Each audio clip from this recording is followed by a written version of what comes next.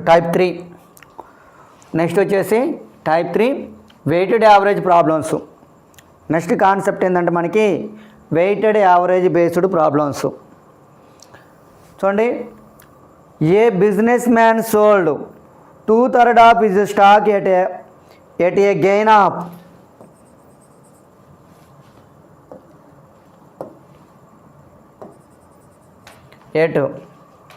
gain of 20% and rest at a gain of 14%. The overall profit percentage. ఒక వ్యాపారి తన వస్తువులలో 2/3 వంతును 20% లాభానికి, మిగిలిన వాటిని 14% లాభానికి అమ్మెను. మొత్తం మీద ఎంత శాతము లాభ శాతం వచ్చును? ఇక్కడ చూడండి, ఒక వ్యాపారి తన వస్తువులలో 2/3 వంతును 20% లాభానికి అమ్ముతుండంట. 2/3 వంతు వస్తువులను 20% లాభానికి, మిగిలిన వాటిని 14% లాభానికి అమ్మితే మొత్తం మీద లాభమా నష్టమా అంటుండు. ఇక్కడ ఫ్రాక్షన్లో ఉన్నది మనకి భిన్న రూపంలో ఉన్నది. భిన్న రూపంలో ఉన్నప్పుడు డినామినేటర్ వాల్యూనే టోటల్గా అనుకుంటాం మనం. అంటే టోటల్ ఎన్ని పార్ట్స్ అంటే 3 భాగాలని అర్థం. 3 పార్ట్స్. చూడండి, ఈ 3 పార్ట్స్లో 2 పార్ట్స్. చూడండి number. So first 2 parts, remaining ఎన్ని పార్ట్స్ అవుతాయి? 1 పార్ట్. మొత్తం 2/3 అన్నాడు. సో 3 భాగాలలో 2 భాగాలు, 2 భాగాలు, రిమైనింగ్ 1 భాగము. సో ఇక్కడ profit percentage. So profit percentage ఇక్కడ ఫస్ట్ ఎంత పర్సంటేజు? 20%. నెక్స్ట్ వచ్చేసి 14%. సో ఓవరాల్ అడిగిండు. So overall percentage, overall profit ఎంతంటే ఇక్కడ చూడండి, ఇక్కడ 14 ఉంది, ఇక్కడ 20 ఉంది. లీస్ట్ వాల్యూ 14 అంటే 14 కంటే ఎక్కువ ఉంటుంది, 20 కంటే తక్కువ ఉంటుంది. సో 14 ప్లస్, సో ఇక్కడ 14 కంటే ఎంత ఎక్కువ ఉంది? 6 ఎక్కువ ఉంది. సో 6 × 2, 6 ఎక్కువ ఉంది, 6 × 2 బై ఇక 2 + 1 3. 2 + 1 ఎంత? 3. ఇక 3 1s are 3 2s are. So 14 + 2 2s are 4. 14 + 4 that is equal to ఎంత అంటే 18%. ఎంత పర్సంటేజ్? ఓవరాల్ ప్రాఫిట్ ఎంత అంటే 18%. సో ఇలా రాదు అనుకుంటే ఇక్కడనే మీరు డైరెక్ట్ చేసుకోవచ్చు. ఇంకో 2 × 20 40 ప్లస్ 1 × 10 14 బై 2 + 1 3. ఇక 54/3 that is equal to 18%.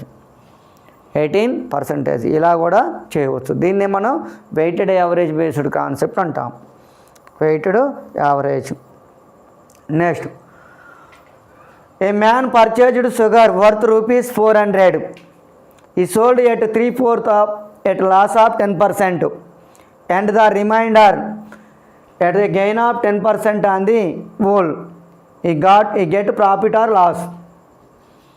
Remaining at a gain of 10% on the whole he got profit or loss. ఒక వ్యక్తి 400 రూపాయలకు చక్కెర కొనెను. అందులో 3/4 వంతును 10% నష్టానికి, మిగిలిన దానిని 10% లాభానికి అమ్మెను. మొత్తం మీద ఎంత శాతము లాభము లేదా నష్టము వచ్చును? మొత్తం మీద అతనికి ఎంత శాతం లాభం వస్తుంది లేదా నష్టం వస్తుంది అంటుండు. సో ఈ అమౌంట్తో మనకి సంబంధం లేదు. ఆ అమౌంట్ అనేది మనకి అవసరం లేదు. భిన్న రూపంలో మనకి 3/4 అంటుండు. అంటే మొత్తం 4 వస్తువులు. ఈ 4 వస్తువులలో 3 భాగాలని 10% నష్టానికి అమ్ముతున్నాడు. సో ఇక్కడ ఫస్ట్ 3 పార్ట్స్, నెక్స్ట్ రిమైనింగ్ అంటే 1 పార్ట్.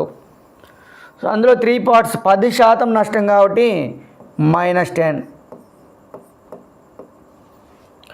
సో మిగిలిన దానిని 10% లాభం కాబట్టి +10. ఓవరాల్గా ప్రాఫిట్ వస్తుందా లాస్ వస్తుందో చూద్దాం. అది ఓవరాల్ 3 × 10 -30 ప్లస్ 1 × 10 10 బై 3 + 1 అంటే 4 సో -30 + 10 అంటే -20/4. 4 1s are 4 5s are. So -5%. సో మైనస్ సింబల్ ఏం రిప్రజెంట్ చేస్తుందంటే లాస్. మైనస్ అనే సింబల్ లాస్. సో 5% నష్టం వస్తుంది. ఓవరాల్గా ఏమొస్తుంది 5% loss. 5% loss. Next 2/3 of a consignment was sold at a profit of 5% and remainder at loss of 2%. If the total profit was ₹400, the value of consignment was. రవాణా సరుకులో 2/3 వంతును 5% లాభానికి మిగతా దానిని 2% నష్టంతో అమ్మగా మొత్తం మీద లాభము 400 అయినా సరుకు విలువ రూపాయలలో ఎంత? సో రవాణా సరుకులో 2/3 వంతును 5% లాభానికి మిగతా దానిని 2% నష్టానికి అమ్మగా మొత్తం మీద లాభం అంట 400 అంట. ఇంకో 2/3 అంటుండు అంటే మొత్తము 3 భాగాలు. ఈ 3 భాగాలలో 2 భాగాలను 5% లాభానికి అమ్ముతుండు. అంటే 2 భాగాలు, రిమైనింగ్ వచ్చేసి 1 పార్టు. సో 2 భాగాలను 5% లాభానికి అమ్ముతుండు. సో 5%. సో రిమైనింగ్ ఎంత? 2% నష్టానికి అమ్ముతుండు. సో కాబట్టి -2%. సో ఓవరాల్ చూడండి. ఓవరాల్గా సో 2 × 5 10 +10 ప్లస్ ఇక 1 × 2 -2 బై 2 + 1 అంటే 3. సో 10 - 2 8/3% వస్తుంది. ఓవరాల్గా 8/3% ప్రాఫిట్ వస్తుంది. ఓవరాల్గా ఏమొచ్చింది మనకి? ప్రాఫిట్ వస్తుంది. 8/3% ప్రాఫిట్. సో ఈ ప్రాఫిట్ వాల్యూ ఇచ్చిండు మనకి 400 అని. సో 8/3% వాల్యూ ఎంత అంటే 400.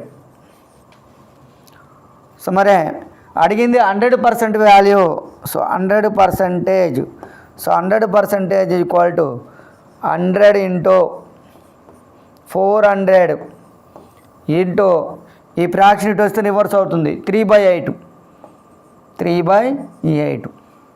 ఇంకా 8 1s are 8 50s are. So 5 × 3 15. 15 into so 150 150 × 100 15,000. So answer ఎంత వస్తుందంటే 15,000 is the correct answer. 15,000. 35% of goods were sold at a profit of 65%, while the remaining were sold at X% loss. If the overall loss is 12%, then what is the value of X? Correct to 1 decimal place. 35% వస్తువులను 65% లాభానికి మిగిలిన వాటిని X% నష్టానికి అమ్మాను. మొత్తం మీద 12% నష్టం వచ్చినట్లయితే X విలువ ఎంత అంటుండు. ఇక్కడ 35% వస్తువులు అంటుండు. 35% మనం ఫ్రాక్షన్లోకి మారుద్దాం. So 35/35/100 5 20s are 5 7s are. So fraction ఏమొచ్చిందంటే 7/20 వస్తుంది. అంటే మొత్తము టోటల్ వచ్చేసి డినామినేటర్లో వాల్యూ 20. సో మొత్తం ఐటమ్స్ ఎన్ని 20. ఈ 20 ఐటమ్స్లో ఫస్ట్ ఎన్ని ఐటమ్స్ అమ్ముతుందంటే 7 ఐటమ్స్. రిమైనింగ్ ఎంత అంటే 13 ఐటమ్స్. 7 13. సో ఈ 7 ఐటమ్స్ని ఏం చేస్తున్నంటే 65% ప్రాఫిట్కి అమ్ముతుండు. నెక్స్ట్ మిగిలిన వాటిని X% నష్టానికి అమ్మాను. మిగిలిన వాటిని ఏం చేస్తుండు X% నష్టం అన్నాడు కాబట్టి మైనస్. సో ఓవరాల్గా 12% నష్టం వచ్చినట్లయితే X విలువ ఎంత అంటుండు. సో 7 × ఇది కదా 7 × 65 మైనస్ 13X% బై సో 7 + 13 అంటే 20 ఈక్వల్ టు ఓవరాల్గా 12% లాస్ వస్తుంది. సో కాబట్టి -12% లాస్ కాబట్టి -12. So 7 into 60, 7 60s are 420, 7 5s are 35, 455 వస్తుంది. 455 minus 13x equal to 240 minus 240 minus 240. ఆ మైనస్ 240 ఇటు వస్తే ప్లస్ 240 అవుతుంది. ఈ 13x అటు వెళ్తే so 13x equal to so 240 ఇటు వస్తే ప్లస్ 240 అవుతుంది. 400 ప్లస్ 200 600, 55 ప్లస్ 40 95, 695. సో ఎక్స్ వాల్యూగా మనకు కావాల్సింది ఏంటిది?